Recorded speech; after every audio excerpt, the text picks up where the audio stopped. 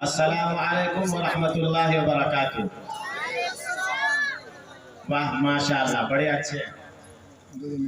Master Abdul Ghafoor صاحب تھے، قبرستان گئے، قبرستان میں پڑھنے کی دعا ہے السلام علیکم یا اہل القبور، تو ادھر سے آواز آئی وعلیکم السلام ماسٹر عبدالغفور، سمجھ رہے ہیں؟ یہ ماسٹر صاحب وہی گر گئے بے ہوش ہو کر کے۔ تو میں تو الحمدللہ زندوں کو سلام کر رہا ہوں بھائی، تو آواز بھی اسی انداز میں آنی چاہیے نا، تو بولیں گے نا انشاءاللہ۔ جب دیکھیے ہم سب ایک گھر کے، آپ حضرات بیٹھ جائیں اچھا لگے گا، تشریف رکھیے، نیچے بیٹھ جائیے، نیچے بیٹھ جائیے، کھڑے رہیں گے تو پیچھے والے کو دشواری ہوگی، وہ سمجھیں گے کہ شاید یہ کوئی تماشا گاہ ہے، پھر وہ بھی روانہ ہو جائیں گے۔ ہم سب ایک گھر کے چند افراد ہیں، باپ اور بیٹا ایک جگہ بیٹھے ہوں، باپ کچھ پوچھے تو بیٹا بولتا ہے، بیٹا کچھ پوچھے تو باپ بولتا ہے، دونوں ایک دوسرے سے گپ شپ کر رہے ہوتے ہیں، ہم بھی مل کر کے بات چیت کریں گے، تقریر نہیں ہونی ہے۔ اس لیے جب بولنے کی نوبت آئے گی تو اپنے زبان کو ہلائیں گے، 5 کلو کا گردن نہیں ہلائیں گے، بولیں گے نا انشاءاللہ، بولیے نا انشاءاللہ، انشاءاللہ۔ ایک مرغ جو ہے ایک درخت پر باندھ کے رہا تھا، ادھر سے لومڑی آ گئی، تو اس لومڑی نے مرغ سے کہا کہ او مرغ بھائی، اذان تو دے دیے، آؤ نا دونوں مل کر کے نماز پڑھ لیتے ہیں۔ لومڑی بڑی چالاک ہوتی ہے، آپ حضرات نے ہندی کی کتاب میں پڑھا ہوگا، تو سوچا جیسے ہی مرغا نیچے اترے گا اس کو دبوچ لیں گے، تو مرغا نے دائیں بائیں دیکھا، مرغا بھی بڑا چالاک تھا، اس نے کہا ایسا کرو جماعت میں 3 آدمی ہو تو بہتر ہے، اس لیے تھوڑا انتظار کر لیتے ہیں۔ دیکھا ادھر سے ایک کتا آ رہا ہے، جیسے لومڑی کی نگاہ کتے پر پڑی ہے تو فوراً لومڑی نے جو ہے کہ بھاگنا شروع کر دیا ہے۔ تو مرغ نے پوچھا کہ لومڑی بہن کیوں بھاگ رہی ہو؟ آؤ نا امام صاحب آ رہے ہیں، سب مل کر کے جماعت سے نماز پڑھیں گے۔ تو اس نے کہا میرا وضو ٹوٹ گیا، ہم وضو بنانے کے لیے جا رہے ہیں۔ یہ جو جتنے لوگ جا رہے ہیں یہ سب وضو ٹوٹ گیا ہے لوگ کا، آپ لوگ کا تو نہیں نا ٹوٹا ہے، نہیں نا بھاگیں گے انشاءاللہ، نہیں بھاگیں گے، بولیے انشاءاللہ، انشاءاللہ۔ کچھ سننا ہے۔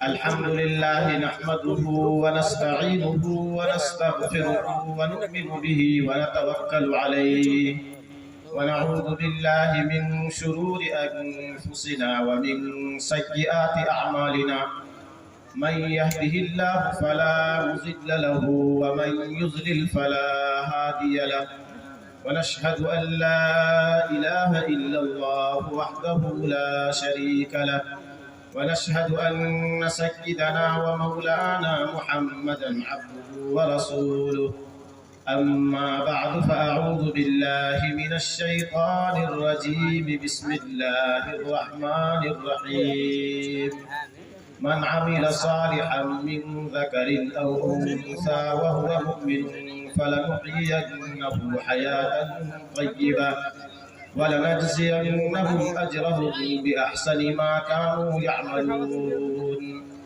سبحان ربك رب العزة عما يصفون وسلام على المرسلين والحمد لله رب العالمين۔ يا رب صل وسلم دائما أبدا على حبيبك خير الخلق كلهم، هو الحبيب الذي ترجى شفاعته لكل هول من الأهوال مقتحم۔ معزز سامعین کرام، اسٹیج پر رونق افروز علماء عظام، دور دراز سے تشریف لائے ہوئے مہمانان کرام، پردہ کے اندر بیٹھی خواتین حضرات اور میرے مسلمان غیور نوجوان دوستوں اور بھائیوں،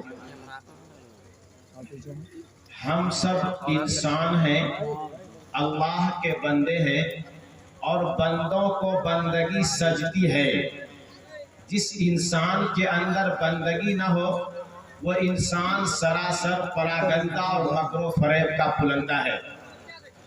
اب انسان کے اندر بندگی کس طریقے سے آئے، انسان اللہ رب العزت کی محبت اور عظمت اپنے دل کے اندر کس طریقے سے بٹھائے، انسان قرآن کی تعلیمات سے کس طریقے سے آراستہ ہو، اس کے لیے ہمیں اور آپ کو محنت کرنی پڑے گی۔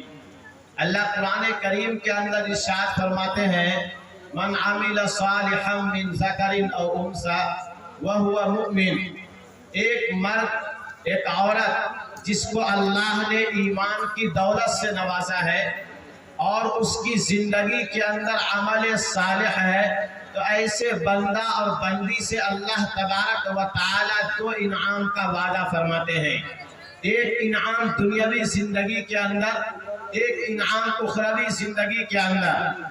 جو اہل ایمان میں سے خواہ وہ مرد ہو یا عورت، اس کی زندگی کے اندر نماز ہے، اس کی زندگی کے اندر تلاوت قرآن ہے، اس کی زندگی کے اندر روزہ ہے، اس کے دل کے اندر اللہ کی عظمت اور رسول کی محبت ہے، تو ایسے شخص کو اللہ تبارک و تعالی دنیا کے اندر پاکیزہ زندگی عطا فرمائیں گے اور آخرت کے اندر اس کے عمل کا بہترین بدلہ عطا فرمائیں گے۔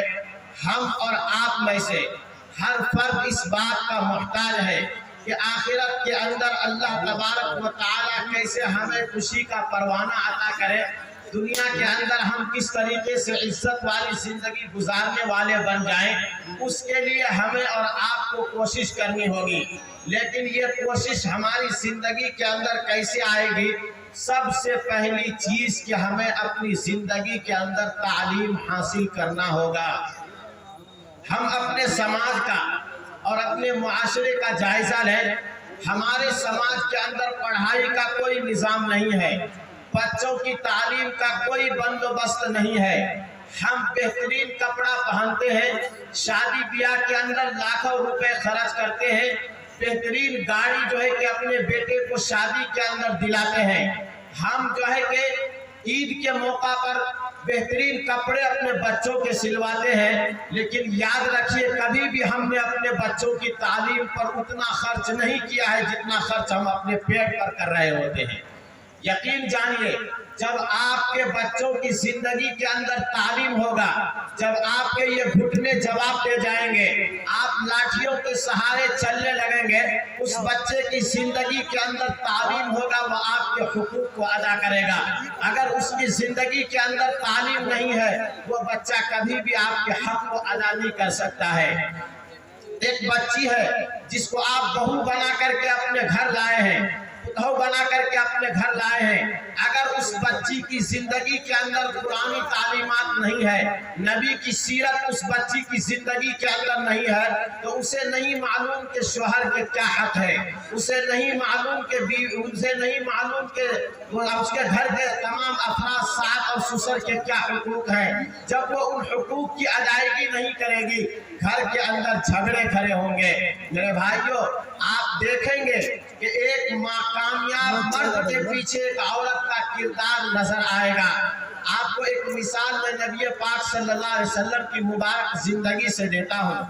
اللہ کے نبی صلی اللہ علیہ وسلم پر جب غار حرا کے اندر پہلی مرتبہ وحی اتری ہے تو اللہ کے نبی صلی اللہ علیہ وسلم گھبرائے ہوئے گھر تشریف لائے ہیں اور آ کر کے حضرت خدیجہ رضی اللہ تعالی عنہ سے کہا کہ زملونی زملونی، مجھے کمبل اڑھاؤ، مجھے کمبل اڑھاؤ، میرا دل گھبرایا ہوا ہے، خشیت علی نفسی، کہیں ایسا نہ ہو کہ میں اپنی جان دے بیٹھوں۔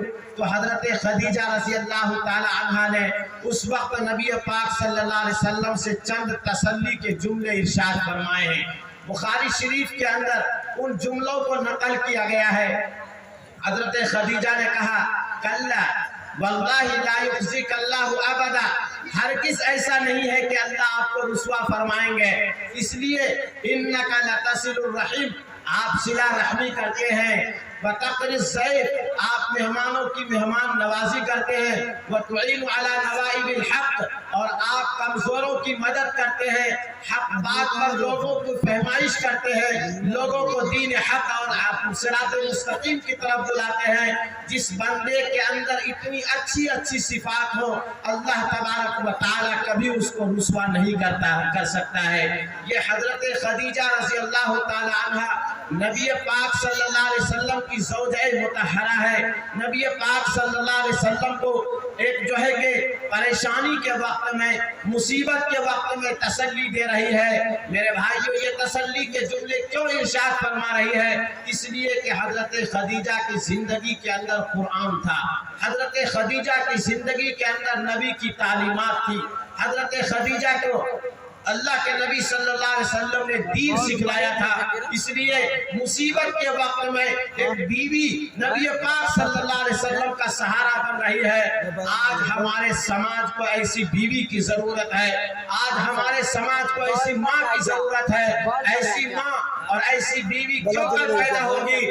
جب پیدا ہوگی جب کہ ہمارے گھروں کے اندر قرآن کی تعلیمات ہوگی، نبی کی تعلیمات ہوگی، اور ہم اپنے بچوں کو قرآن پڑھائیں گے، دین سکھائیں گے. ابھی عید کے بعد مکتب کا نظام مدرسوں میں، مسجدوں میں شروع ہوا ہے. آپ صبح صبح مسجدوں کا سروے کر لیجئے. جس مسجد کے اندر تقریباً 100-150 بچے پڑھنے کے لیے آیا کرتے تھے، اس مکتب کے اندر تقریباً 20 اور 30 بچے آتے ہیں، اور بس یہ بچے کہاں چلے گئے؟ مکئی کی تیاری کے اندر لگے ہوئے ہیں. میرے بھائیو، یاد رکھیے، تسلسل کے ساتھ آپ نے جس کھیت کے پیچھے اپنے آپ کو 6 مہینے کھٹایا ہے، آپ اس مکئی کو حاصل کرنے کے لیے آپ تیار ہوئے ہیں. آپ یقین جانیے کہ اگر مکئی کا دانہ زمین میں بو کر کے اس کو وہیں چھوڑ دیتے، 6 مہینہ کے بعد آپ کھیت پہنچتے تو آپ کو دانہ نصیب نہیں ہوتا.